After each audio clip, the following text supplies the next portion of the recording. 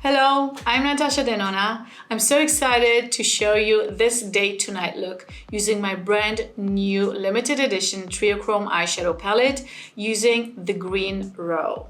For this look, I'm going to use the green row, and for the day look, I'm going to use only the matte eyeshadows.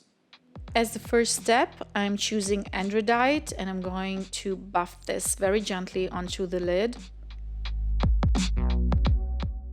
Next, I'm using iron to create depth to the crease. With a fluffy blending brush, I'm picking up the product, pressing it slightly into the crease, and also using circular motions. So at the same time, I'm achieving payoff of color and also a blending effect. I'm following the natural shape of the eyelid, going up and down. To define the lash line, I'm using SCARAB and a small definition brush, and I'm creating kind of a lifting angle to the outer third of the lash line.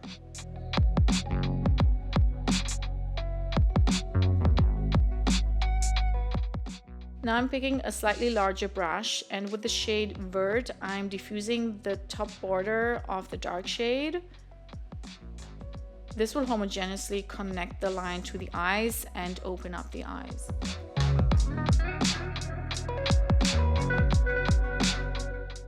Picking SCARAB again just to connect the outer lash line with the outer crease. This will lift the eye even more. This is the final day look, and now I'm going to show you how to vamp this up to an evening glam. So first of all, I want to add more drama to this look and picking up SCARAB to define the outer part of the lower lash line. Then with larger eyeshadow brushes and the same shade, I want to add more drama to the top lid on the outer corner mostly, because this will give you drama plus a lift to the eye.